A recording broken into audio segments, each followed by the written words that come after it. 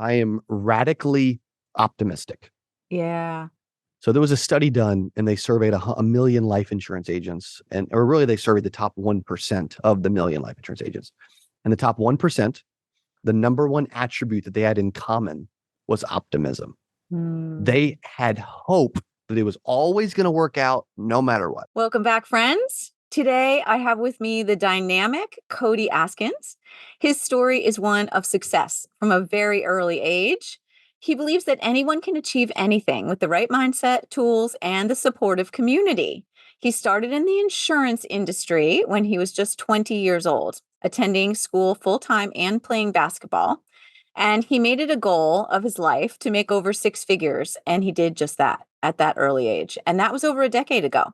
And now he owns and operates 8 companies, totaling more than $20 million in annual revenue. But who is Cody Askins? Who is behind his drive and ambition? Who is he? What is he like? And what kind of a child was he? What was it that allowed him to create his success at such a young age?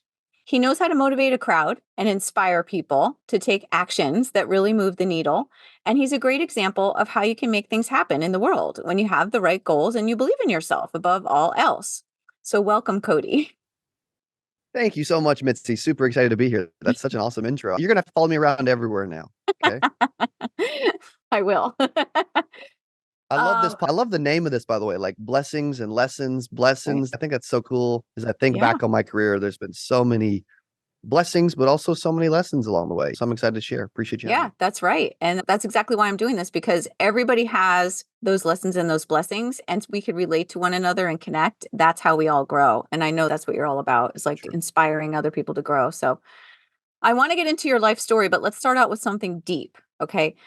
What is Ooh, something about the version of who you are right now today that would shock the pants off of that 20-year-old person that just started out in the insurance industry? ooh. I think it would shock the 20-year-old at the risks that I am willing to take Mm. to achieve success, to fight for our company and our people, and to also help other people around the world. Like we've taken some incredible risks. We can talk through those. There's a bunch of those. I think that's one of the things. Like there's a lot of limiting beliefs hold people back. And you know what? I will get into my story, but I think I attribute that a lot to the way I was raised. Like for whatever reason, my parents gave me a ton of confidence. I think that's super important. I think a lot of parents are like helicopter parents and they're like freaking out if the kid walks down the stairs. It's no, my dad was like, how fast can you get down the stairs? And so just super, we grew up in a very competitive, driven environment.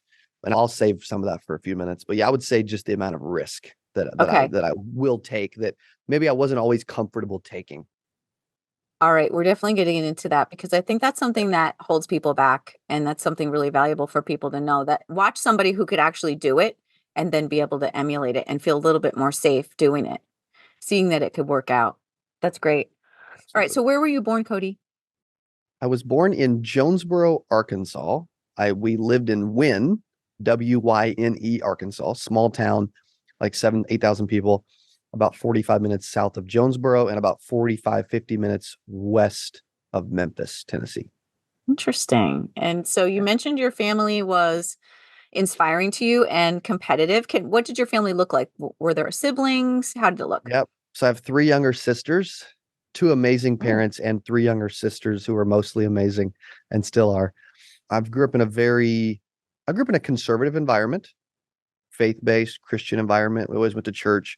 My grandfather was a Baptist pastor for 40 something years, which I shared on stage when you were there. You know, that's really believe that God has transferred his gift into me as well. Like I love speaking.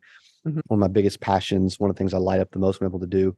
And so yeah, it was I had a speak of blessings. Like my childhood was not the average childhood. Like I was crazy blessed and fortunate to grow up the way I did with the people around me that I did, that believed in me and pushed me and inspired me and never told me, you can't do that. And I think that's a really important lesson. Absolutely. Can you give us an example of something you were inspired to do as a child or encouraged to do as a child? Yeah, I mean, there's a bunch of ideas. I remember when I was like 15, I was selling stuff through eBay, and I was like, I need to make some extra cash. And my parents were like, go find some stuff in the shed and sell it. If we don't use it, sell it. And so they allowed me to get creative. And I would like this. I made this closet full of like boxes and like tape and like the peanuts to put in stuff when you're selling it, the labels and the Sharpies and all the stuff. And so I had an entrepreneurial spirit at an early age. They encouraged that. Also, when I think they also encouraged me to do things when I didn't want to do them too. So like when I was 16 years old, I was supposed to go to work at little Apple Market grocery store in Rogersville, Missouri, about 15, 20 minutes east of my office right now in Springfield, Missouri. And I'm 16. I'm supposed to go to work at 4 o'clock and work part-time. It's about 3:30. I don't feel like going to work at the little grocery store. I'm throwing up at the house, puking, vomiting. And I go to my dad and I'm like, hey, I'm throwing up. I don't feel well. I don't feel like going into work today. I think I'm going to call in. And I was 16. That's the first time those words ever came out of my mouth. And I wish I could take them back now. But I tell my dad, I'm like, hey, I don't think I'm going to go. I don't feel like it. And we've all had those days, right? Yes. And he said something I still think about literally all the time when I don't want to get up and do something. He said, you do whatever you want to do, because that's how they rolled. He said, you do whatever you want to do, but you know what I would do. Oh. And I'm like, ouch. And so I went to work, threw up in the bathroom, but worked because I believe in showing up, and showing up is really hard. I'm not saying that post-COVID that's celebrated that you go puke at work, but I grew up in an environment where you showed up. Like I remember being 17, 18 years old. I'm trying to get a college scholarship to play basketball. And after a game, my dad would be like, hey, you had a good game. He's like, man, but I can tell the difference in like good games and great games, man. Because when you're slapping the floor and you're like intense and you're focused, he's like, you're a different human being on the court. And so he would do that. He'd be like, dude, freak, you played amazing tonight. Awesome. Let's do more of that. Or, yeah, you played good. You hustled, but I didn't see the fight like I normally do. And so he would be honest with me, which I think is super important. But also the same point, like when I first got into business, I remember going to my mom as a kid, like, hey, I'm going to be a professional baseball player.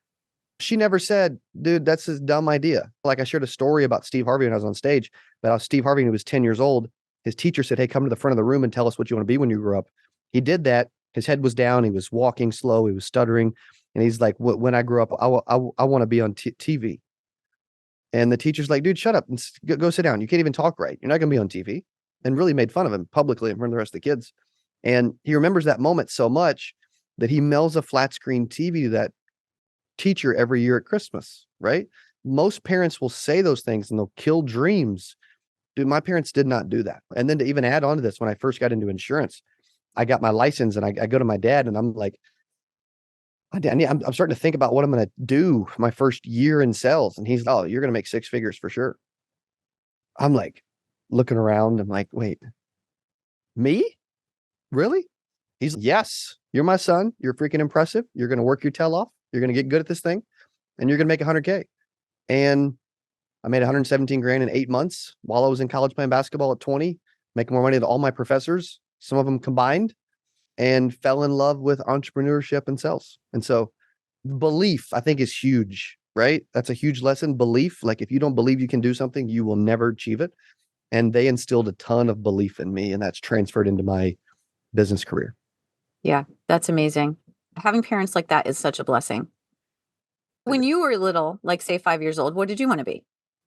I thought I was going to be a professional baseball player. Yeah. I didn't play You did. basketball yet. I didn't play basketball until I was like, started playing until I was like 10.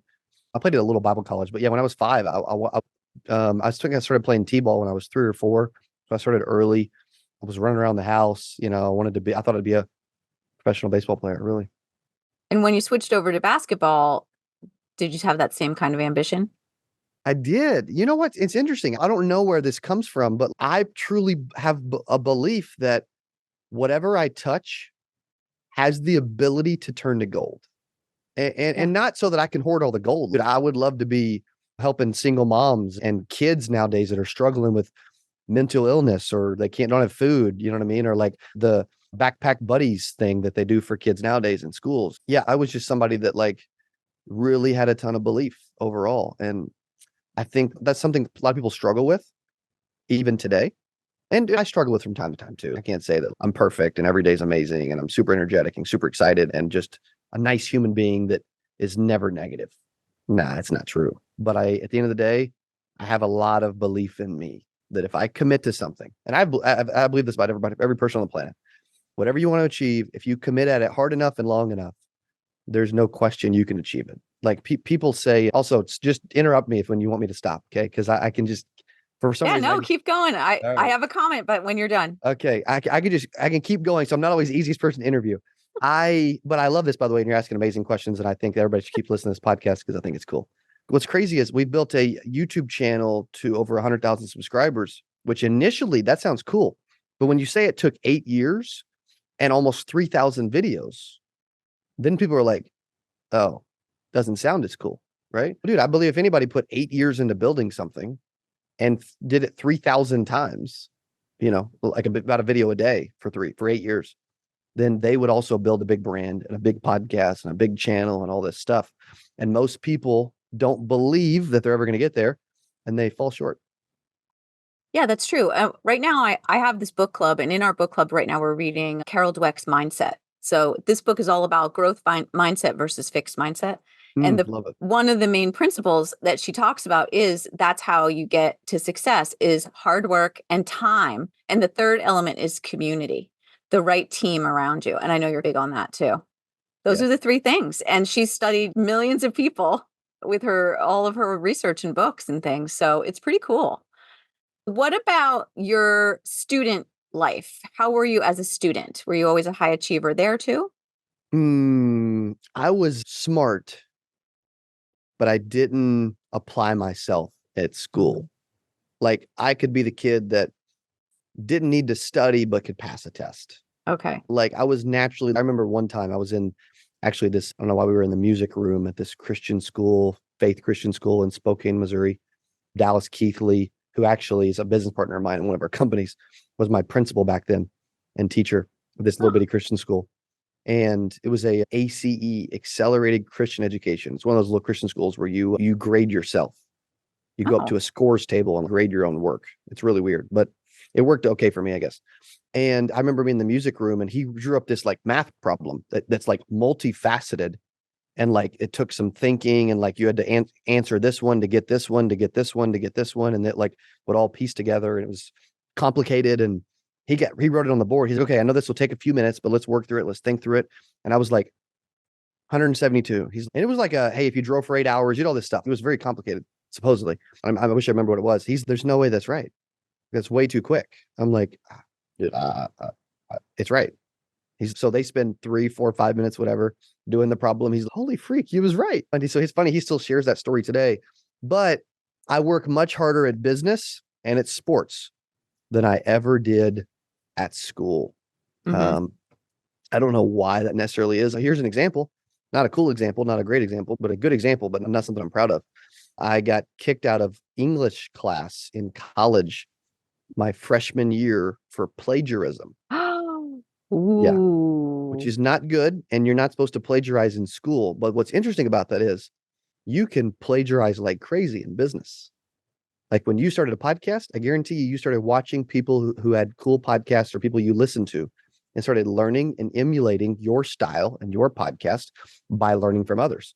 And so we're not supposed to look at somebody else's paper in school. But when you're an entrepreneur, you're actually supposed to. So it's a really weird thing to grow up and be like, you're supposed to ethically learn and ethically steal information from everyone who's ever been successful before you. But in school, it's no, not allowed, can't do it. You know what I mean? It's odd. It is odd, but you just can't take the exact words and say those exact words or use those exact words. But you're right about the idea of copying other people. A lot of people would say there are no original ideas, that it's already all been done Yeah. and that we're all piggybacking off of one another. But I love the idea of collaboration. And I think that lends itself to success. And that is a form of collaboration, is taking people that you admire and using parts of their work to inspire your own work. Totally. Yeah, 100%. nothing, definitely nothing wrong with that. Yeah, it's inspired most of my work along the way. There's certain people that I've followed that I've learned a ton from. And it's funny, people will be like, yeah, you just copied this person. Yeah, the super successful person that I learned from and I like and I've paid and I want to be like. Uh-huh. It's Yes. like Right. mentorship is a legitimate way of learning. And also, you're going to do it your way. You're never going to be exactly like that person. You're going to be Correct. you all the Correct. way. Correct. So, yeah, that's an interesting way of looking at it for sure. All right, I'm going to do a little shotgun with you. First answer that pops into your head. Okay. Okay. First car, Titan was a Nissan Titan. first job, Grocery store. I was like I don't know. I like stock the shelves. that story you told about the grocery store. That was your Yeah. first job. Okay. Yeah. First love. I would say my wife, Lauren. I don't know that I never dated anybody for longer than like 6 months until I met her. Aw, that's beautiful. First setback. You know, what's interesting is I don't, and I'm terrible at popcorn games because now I'm just talking, but I don't, it's interesting. A lot of times there's been setbacks, but I didn't see them as setbacks. Ah, You know what I can mean? So can like, you expand on that? yes, I would say even, I'd say this year I've had the most setbacks by Oh, far, 100x any year before. Okay. And I was vulnerable and shared some of that stuff from stage along the way too. We bought our business partners out of one of our companies that was doing 5-6 million bucks a year. It was drowning and I had to go save it and fire a bunch of people and figure it out. And so I'm doing that while my mom's going through cancer, while Lauren's dad's got cancer, all these things. Talk about blessings and lessons and all this stuff. I would say that like it's interesting because if I told you like, hey, I spent $500,000 on a conference in 2018 when I had never thrown a birthday party before and lost $250,000, 200 grand my first year in about 90 days, 120 days, you would say that was a setback. But 5.5 years later, I don't see it as a setback. why? Is that one of the things you're talking about when you mentioned taking risks? Yeah, I mean, we had a guy in our studio yesterday that he owns hundreds of millions of dollars of real estate, and he was on a podcast. And at the end, it's, hey, if you had to give advice to an entrepreneur, what would you say? He said, think big, which is cool because on my wall in my sales room for years, I've had a huge silver letters that says think big. Most people, they want the life, but they don't want the discipline. They want the Mm, life, but they don't want the consistency. They want the life, but they don't want the pain. They want the life, but they don't want to work. They want the life, but they don't want the setbacks, etc. right. Um, for whatever reason, I'm willing to put in the work. And I realize that, and you know what's interesting is I'm never satisfied. I may be happy, but I don't mean I'm satisfied. Also, I always think that things take way longer than I think they should because I just naturally think that I should be able to achieve anything like yesterday, when in reality, it just happens so it takes so much longer. We underestimate what we can accomplish in 10 years, but we overestimate what we can accomplish in a year. That's really inspiring because I think a lot of people give up when they see things don't happen quickly. 1,000%. Yeah. The hardest thing to do is show up. Step one of success is showing up. I have trained myself, like I'll be vulnerable and real. Like back 8 years ago, 9 years ago, 2014, 2015, I was making six figures, but I would look in the mirror and I would say, you're going to go and I was living at 125 Walnut Avenue in Rogersville, Missouri, little 1,400 square foot house.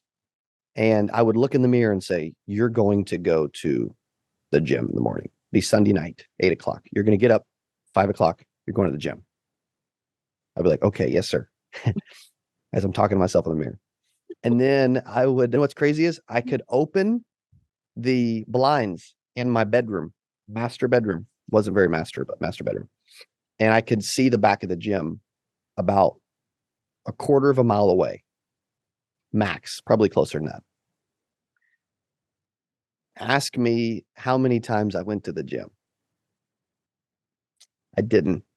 Wow. I would constantly say, you're going to do this. You're going to show up.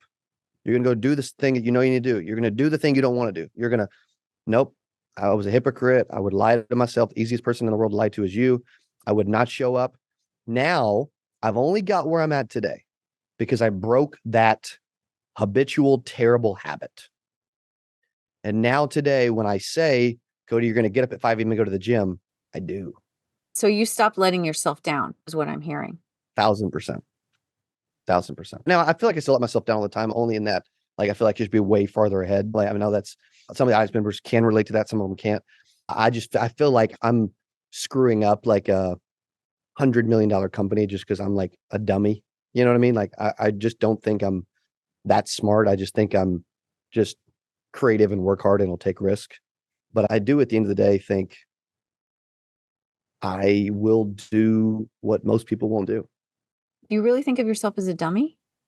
You know what? Compared to some people I follow, yes. Right? Am I probably smarter than the average person in the country? Maybe. But compared to the 53-year-old me, and I don't mean that as a bad negative thing, like I'm like detrimental to myself, but like compared to who I'll be at 43 and 53 and 63, I'm a complete dummy. Right. Wow. Um, Okay. but I think that's okay though, because it's like I'm evolving and learning. And the moment, here's the problem with most people. The moment they think that their ego gets in the way and they're arrogant, they freaking know it all, they stop. Here's another thing. Most people, when the goal is money and simply money only, Mm. because I know, because I wrote down, I will earn $100,000 my first year. And I hung it up on the wall of my cubicle and I went to work every single day and I saw that in my cube. I wrote a post-it note, put it in by my speedometer in my car. I saw it every day. I wrote it down every day. Like I spoke it, saw it, believed it, which is what you got to do all those things. But there's still the moments along the way where like I went and made the 100K and then I stopped and slowed down because that was the only target. Yeah. Yeah. And that's part of a fixed mindset. People who set just a goal and then that's the only goal. I've heard this said, and I think this is great. Like to say that's your goal, like $100,000 or more, or this or better, like that, using that as a goal or using it as a beginning. Like I'm going to start with $100,000 and then move on from there. Correct. That's a Yeah. I mean, growth mindset. totally. Even when I first hosted our first conference, the goal was to grow it to 10,000 before I even knew how to spell it. So I'm writing down what I'm grateful for, my short-term goals, my long-term goals, and what I'm going to do today. And I still do that literally. There's 7, 8 things I do every single day. And that's one of them. You're 900% more likely to achieve your goals if you write them down every single day. With your hand, not digitally, right? Correct. Yeah. Correct. So what are the other things you do? I actually have this app called Strides that I keep on my phone. And I track these different things that I do. And you can see a little bit of it if I can get it out of it. Yep. So like a minute plank or abs, cold shower, shoot one video, walk or 10,000 steps, 100 push-ups, write down my goals and read for 8 minutes. Okay. And the three that actually helped me the most on this, believe it or not, that for me, at least from an energy standpoint, you messaged me on Instagram and said your energy was lit, right? Yes, it Which was is. so cool. Like that was awesome. I appreciate that. That was amazing. I focus highly on my energy though. Like backstage before I walk out, I'm listening to different things to put me in the right state for about 40 minutes while running upstairs and doing jumping jacks, doing push-ups. Like I'm trying to get my blood moving and flowing and pumping, right? And because I do believe energy, and that's the best way to leave a great first impression. And I'm sharper and speak better and quicker and think quicker when I'm like that, when I'm just my energy's doing well. The writing down my goals, getting a good workout in, and taking the cold shower are the three that physically help my energy the most every single morning. Is the whole shower cold or just the last couple of seconds? Just the last couple, I would say the last minute to 2 minutes. I'll do a regular shower. In the last minute, 2 minutes, I'll turn it completely cold, which in Missouri is pretty cold right now because we're waking up and it's 20 something degrees, 30 degrees. And I start with the top of my head and then I move to my face and then my chest. And then I'm jumping around and jumping up and down and doing circles and all kind of stuff, just to like really wake up completely. Like I think most people come into work, that most people are going to think this is nuts, by the way, but most people come into work 6, 7, 8, 9 o'clock, and they're still half asleep. That bothers me. Why would I go into it with terrible energy, not be my best self, and not be my most awake? That makes sense. I know a lot of people talk about doing that shower, like the blast at the end of the shower instead of a cold plunge. It does the same thing for the body. It's very good for the mitochondria. The shocking of the body is supposed to be very good for you. Yeah. Man, and maybe I should just convert it to the whole couch shower is completely cold the whole time. Oh no, why? That's Why would you do extreme. that? That's I know, extreme. but Yeah, but if it makes me tougher, mentally clearer, and more awake, shoot, I'd probably have a better life. okay, you try it and let the rest of us know how it works I'll let you out know. for you. I'll let you know. Oh my gosh, I like that. All right. your energy is really up. And I think that's so important, especially for people who are not able to control their state. And I heard somebody say this, it was Jesse Itzler. He said this. He said, even if you're feeling down, if you are knowing that you need to do something and it's going to take you an hour or it's going to take you 15 minutes, you can be great for 15 minutes. Mm. You could be great for an hour. So, are there times when you're down and you can get yourself into that state? What are some things you can talk about for people to be able to move from a lower energy to a higher energy? Here's a good example. When you leave someone or an audience or a party or a room or your family or whatever, what do they say? What are they saying? What are they thinking? And guess what? When I left, I had a bunch of people that they didn't say I was the best speaker on stage, because you had Coach Bird, you had Tim Story, you had people that have been speaking a lot longer than me. Am I entertaining than them sometimes? Yeah, sometimes. But are they a better pure speakers at this point in their career? 1,000% for sure. And I'm okay admitting that. However, do they have as good of over like powerful, positive energy that is radiating while they're talking? I think I've got them beat there, right? Because, and I'm naturally like, I did the Clifton strengths test with 34 from like 1 to 34. It lists your strengths. My number one was competitive, so I can't help but compare myself to others. I, not like the Joneses down the street, but some real people. I believe that you can control your energy, and it's knowing what your energy is like. So I love speaking to teams and jumping on Zooms, doing team trainings and going to events and stuff. And like, I just got off we have an Ultimate Agent Academy. We had 200 people join it this month so far for $50 a piece. And we just launched it, but we got a call Monday and the Facebook group after was just lighting up. Like, bro, the energy was insane.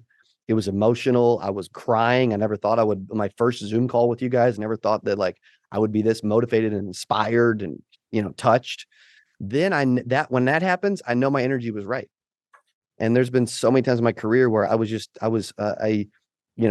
drank too much the night before, or went to bed late, or slept in, or was just tired or exhausted or sick or whatever. And then I didn't do my routine. And then I had a crappy day. Like today, I haven't felt well. I took NyQuil last night. I slept for 8-9 hours. I did not want to get up and do any of my stuff, but I still did it because I have to be my best self especially when I walk in and I've got 30, 35 people in the office, 6,500 square feet, Springfield, Missouri, that are relying on me to show up my best self every single day.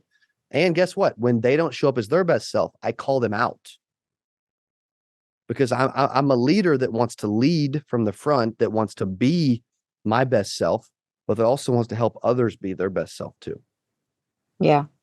And I know your speaking is more about motivation and it's for all different sorts of people, not just for in the insurance industry, but your main industry is insurance. Are you still actually selling insurance? Or are you now working with other people to help them to be their best in that industry? Yeah, I'm actually texting my dad right now too. He was walking by the studio saying, "Where's your keys? They want to borrow the truck." Yeah, which is cool. But I'm good now. I just texted. Okay. Now they're like, "Hey, we're stealing your keys." I'm like, "Great, do whatever you want." And don't ever buy a truck, because freaking everybody wants it all the time. Everyone wants to borrow it. Yeah, I had a Porsche Taycan, little electric car. Nobody Yeah, wanted to borrow that. You know what I that's mean? so funny because nobody wants to drive it. I know that. My partner and I have the Cayenne and nobody ever wants to drive it. Yeah, exactly. That's awesome. What was the question? I'm so sorry. The question was, now you got me, Now I'm threw me putting you off. to the Oh my test. God. All right. The question was that, oh, are you still selling insurance or Oh, are you? thank you. Thank you. So no, I haven't sold for 6-7 years. We help people outside of the insurance industry too now at this point. Like, the brand's grown enough that I speak at other stuff. Most of our clients, followers, they're insurance agents, but I talk about business. I talk about Yes. sales. I talk about marketing. Like, the stuff that I teach, it's transferable. We're adding content to our CA university right now, because it's content that like anybody can use to grow anything. Like, I actually believe, this is going to sound arrogant, but I don't mean it that way. I believe I could jump into any, like, only 4% of companies do 7 figures. Yeah.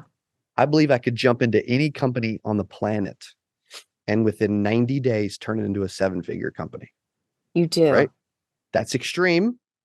And I could probably be proven wrong, because they'd probably put me in some dump that's just impossible. However, I have that belief because I've built several 7-figure companies, and a lot of the principles and the things that I teach and the things that you can replicate, anybody can do it. Yeah, it starts with showing up and having good energy and like working.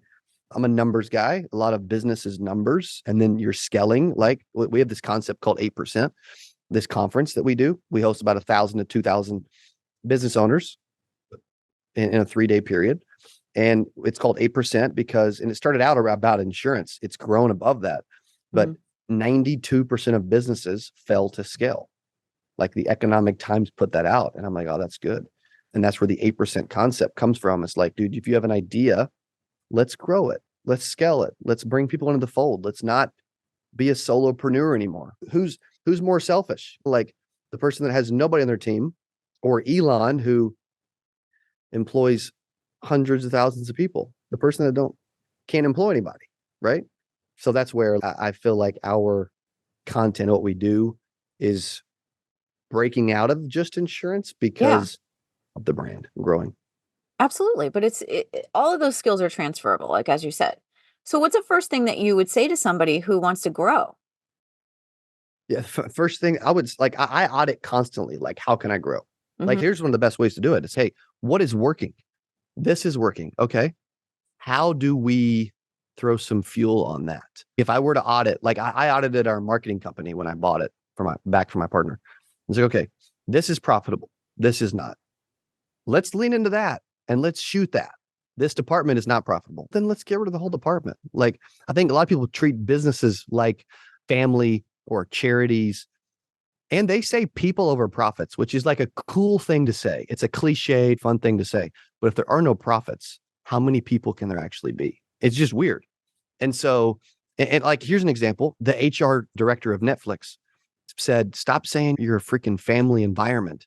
They said, dude, we have a professional sports team, is what we have at Netflix. And guess what? If the quarterback doesn't do well, you don't just keep playing them forever. You bench them. Like, you can't fire your family, but you can fire employees. They're like, we are a high performance sports team. If you stop performing, we let you go. And I'm Yeah. like, dude, I freaking love that, man. Because business is business. It ain't personal. It's Right. just business. I know. I was just reading about that idea of if a business says that it's a family, it's a red flag. That's a little bit of gaslighting. It's like a little bit of psychological manipulation to get you to Oh stay, my God. or it's not Please don't leave us like everybody else healthy. has. Yes. Your job is not your family. You may consider certain people that you meet to be close and you may develop Yep, into that relationship, but the totally. job itself, the company itself, Yeah, not so. and we've got some people on our team that are incredible. They've been here for 6 years. I freaking love them like family. They stop showing up, they stop performing, they're gone. They just are. Right. Also, even though we love some of the people we have and they're freaking incredible and they've been with us forever, guess what? They're not all going to make the ride. Like, most of the people in your company are not going to be with you in 10 years, 15 years, 20 years, 30 years. Like when I'm 63, there may not be a single person in this building today that is still making the ride with me at 63. You know, Mhm. like, Mhm. that's 30 years. It's twice as long as I've been alive. And so because of that, I think one of the biggest ways to get ahead in business that most people ignore is, are you willing to make the tough call and the Mhm. tough decision and do it immediately when it's the right time to do it? Here's an example. My CFO came to me and said, hey, when we bought the marketing company, and she's like, hey, we're not going to make payroll. Like, you got to do something. I'm like, who isn't necessary? And then I went and fired 6 people. Is that fun? No. Did it suck? Yes. But did we keep the business alive? Yes. I think it's Elon that said, like, he was being interviewed about when he bought Twitter before he turned into X, and he bought Twitter, and they said, don't you feel bad that like you've laid off like 80% of the people at Twitter? He's like, it's like this. He's, if you're on a boat and there's too many people on it and it's like going underwater, do you just let everyone die or do you throw a few people off the boat? I'm like, mother of pearl, I guess you figure out a way to, somebody's got to live. That's an extreme example. But so like he said, actually, because I let go of all these people that were on the boat, he said, I actually protected those that are still here. He said, because if you can't protect them all, at least protect the people that are worth saving. He said, and those people should be lined up thanking me because I saved them. And I could have just let the whole thing drown. Yeah, you do have to make tough decisions. I think that's hard for a lot of people to do. But thankfully, in a job situation, there probably are other places that those people can work. And it's not like they're going to actually die. Correct. But yeah, that's a tough one. That's a tough one. I think there's some interesting questions of morality there. But the answer to the question of do you want your business to survive Yeah. and what is your ultimate goal? I mean, if you're in that position as a CEO, it's very tough. Oh, it's But incredibly tough. Yeah. Yeah. Yeah. Yeah. So when you mentioned morality, what were you thinking? it made me think of these morality quizzes I've taken, and they've asked questions like if you had to sacrifice 100 people, but you could save 10,000 people by doing it, would you do it? Questions like that will come up on these morality quizzes. And there's really no, How did you answer that question? how did I answer it? Oh my God. In that case, I said no, I couldn't do it because I just couldn't kill 100 people. Even if I would Yeah. be saving 10,000 because that was so tough, but I That's a just crazy can't question, by kill. the way. Yeah. Yeah. I Totally. know. And I get that. Like They had that's other part of the questions like if you had to sacrifice the life of your own child to save 100 other children, would you do it? And again, my answer no. was no.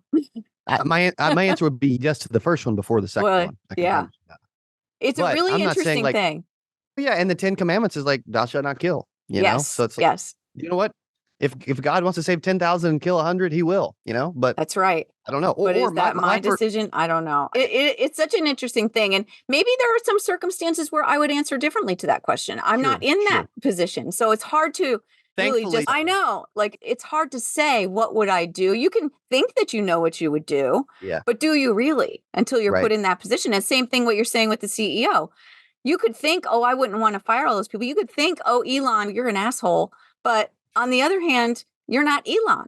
You don't know what he has to deal with or how he's Correct. trying to save this company. I don't know. I I don't don't either. judge his decision at all because I don't know No. enough about it. I complain about enough about my own problems. I can't imagine the freaking magnitude of his problems. Oh, it's insane to think about what someone at that level deals with. And it's very easy for us as lay people to judge that.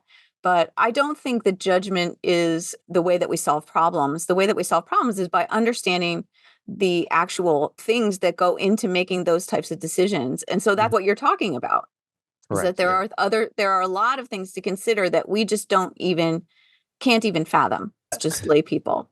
No, yeah, not at all. And I like to like when you even said that, okay, you got to kill 100 to save 10,000 or whatever it was. It's okay. I'm like, crap. I'm thinking, is there another way? Like That's what I would think of too, is there must be a way to save everyone. That would be my thing. correct. Is I'm going to invent. One of the questions had to do with that there's a drug that if you give it to all these people, 100 of them are going to die, but 10,000 of them will be saved. And that's the thing, is maybe there's a way of inventing or changing this drug so that everyone can live. That would be my thing. There must be I a love way. that. There must be Yeah. a way. It's really interesting. And every company needs these different personalities. Like Yeah. we have Somebody has to be tough. Somebody has to be like the tough daddy figure that has to do the discipline. Somebody has to do that or else the company will not live. I do believe that's true. yeah. And what's crazy is I don't even do most of that. Do Like you delegate that? yeah, VP of operations, her name's Cassidy. She like any accounting, billing, cancellations, customer service, we've got people they go to.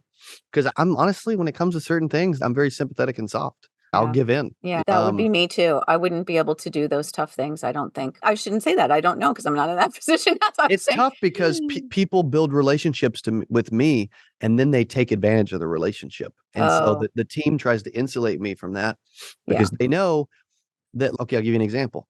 Probably shouldn't give this example, but I would do it anyway. I'm on your podcast. You said be Yes. vulnerable. So here you go. Yes, please be vulnerable. I had a client text me this morning at 6 a.m. and they said, hey, I'm stepping away from the business. My father is sick and I can't make my payments anymore that I committed to. Hmm. How would a business owner handle that? Because in most businesses that I work with that are huge, you'd be like, yeah, Cody, we don't care. You're making your payments, right? Or we're coming after you. I don't ever go after anybody. However, guess what?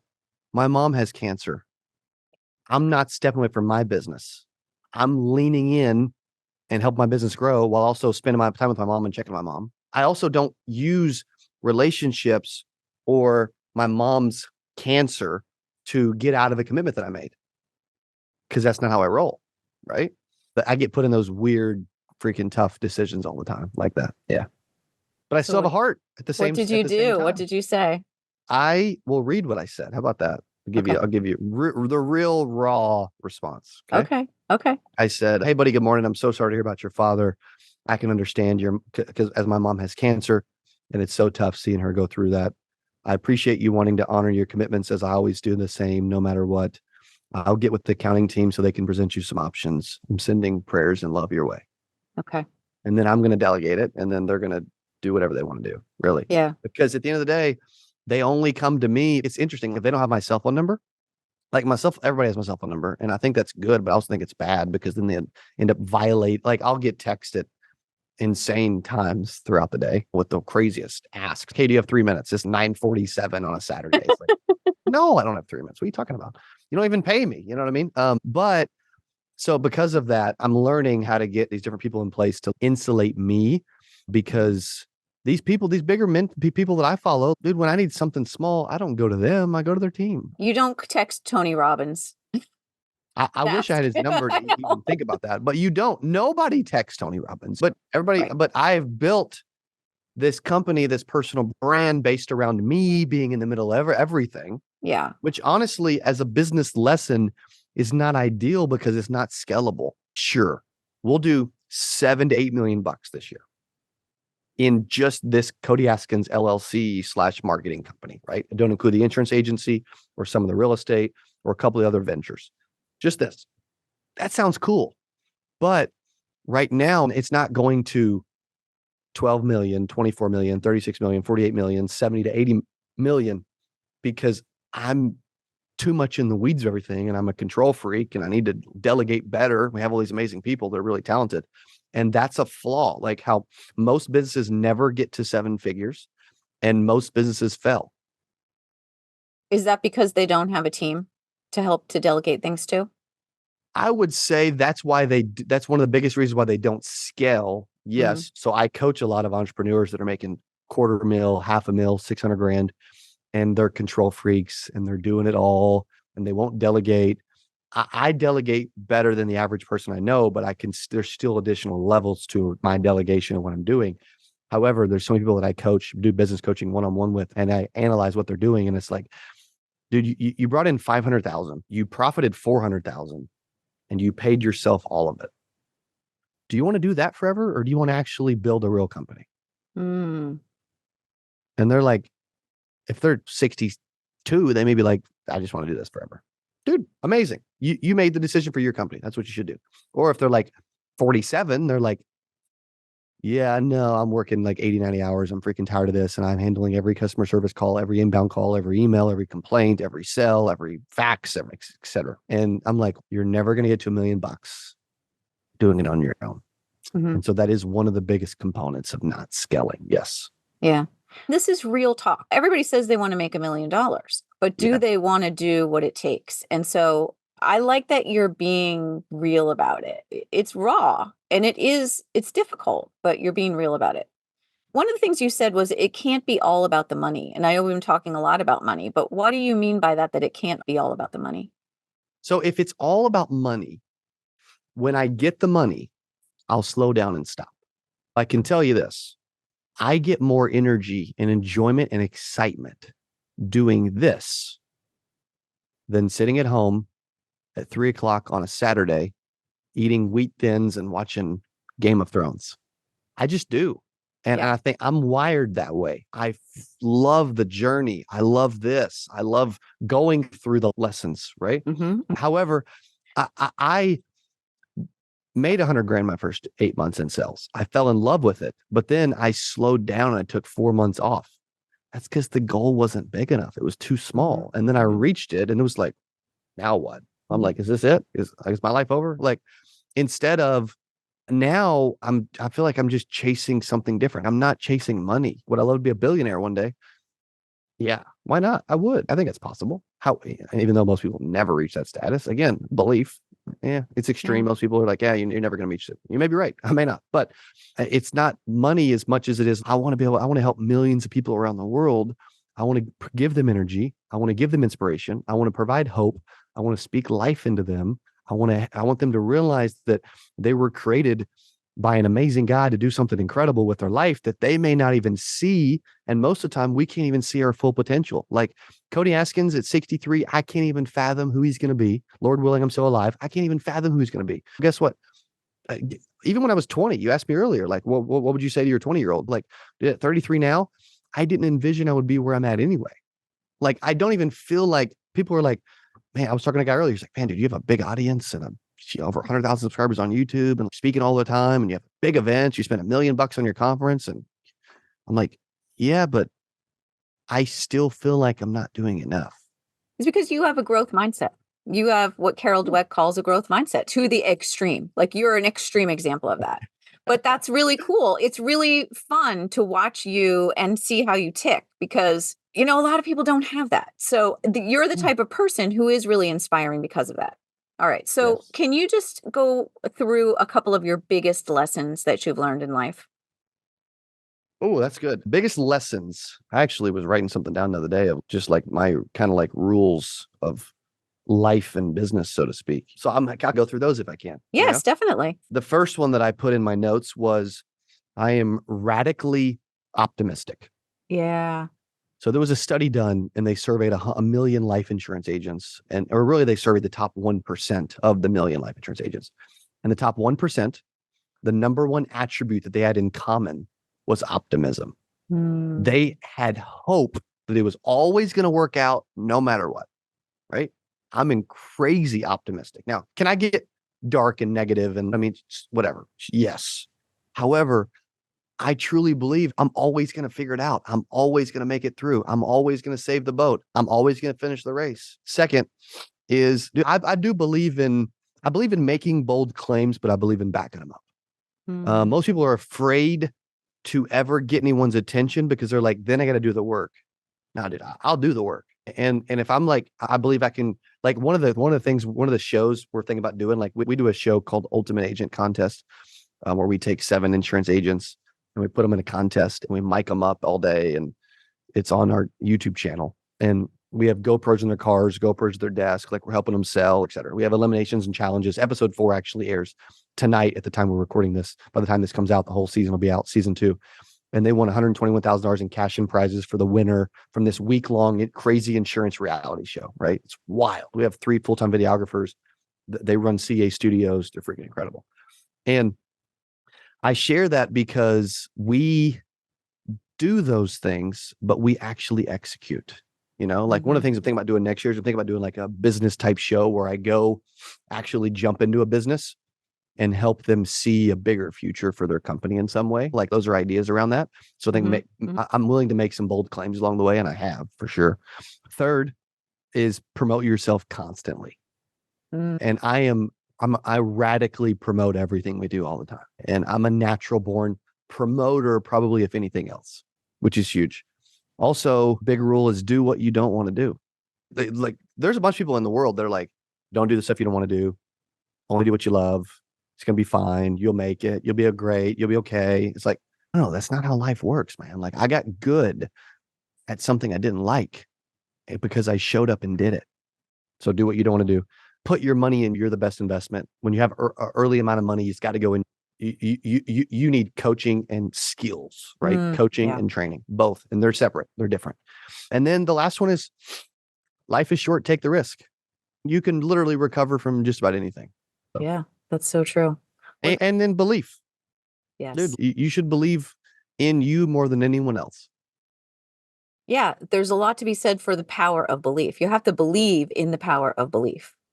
There's a great book by Bruce Lipton, Dr. Bruce Lipton, that is about that, believing in the That's power cool. of belief. Yeah. You like to read. I can tell I that. do. I like to read and I'm trying to get better at that. you should join my book club. Let's do it. What's interesting is I set a timer for 8 minutes in the morning and grab a book and I read for 8 minutes. That's all it takes because it's funny. I heard Alex Hormozy say something like this just yesterday is that people try to read all these books. They think, okay, I'm going to read 52 books, a book a week. That will kill you and you won't remember anything that you read if that's the case.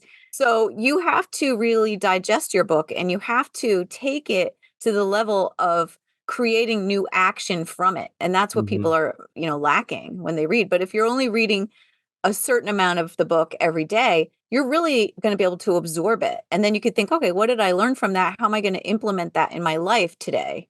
Right. Or does it fit? Does it not fit? But you can't even make those decisions if you're trying to read just for the sake of reading and saying, "Oh, I read 50 books." It just doesn't work that way. Right. Your brain needs time to take it in. Totally. I'll read books all the time and I'll literally be just done reading and I'll be like, what the freak did I just read? It's You like, yeah, have to what? engage. Do you write in so that's another trick too. If you write in the book Oh, as you're reading, if you use a physical like paperback book and actually write in the book as you're reading, what does it bring up for you? Is it even if it's a random thought, you're making connections in your brain and then those neural connections will carry through and allow you to use the info. that's So, my yeah. lesson of the day. There Lesson of you the go. day See, I from taught Mitzi you a lesson. Campbell. Thank you. Okay, just very quickly give us your biggest blessing because we need a blessing and the lessons. Yep. Biggest blessing is having a lot of people in my life who love me and would do anything for me. And not everybody has that. I've been extremely grateful for that. And as I look back, that's what's created a lot of the confidence. Confidence is Mm. the memory of success. And I've got a lot of people that believe in me. And in times, they believe in me more than I believe in me, believe it or not. And I think that's also important. You need people that believe that you can do stuff. I'll share something brief and she'll never hear it. So it's okay, probably. My mother in law, when I was newer at sales and newly married, she went to my wife one day and said, "Man, you guys don't have health insurance and 401k and all this stuff, man. Like, why doesn't Cody get a real job?" She doesn't realize that was actually motivation and drive for me. Cause it's like, dude, I want to buy a hospital before you know what I mean? I want to buy the insurance company that does the supplies, the 401ks. And so that was one of those moments. But again, that's a blessing and a lesson in itself. And you need that along the way. I don't think it's like terrible enemies, but you need haters. You need people that don't believe in you, but you also need people that believe in you even when you don't and that speak life into you at the same point. Mhm. Mm. What a beautiful thing to end on. Thank you.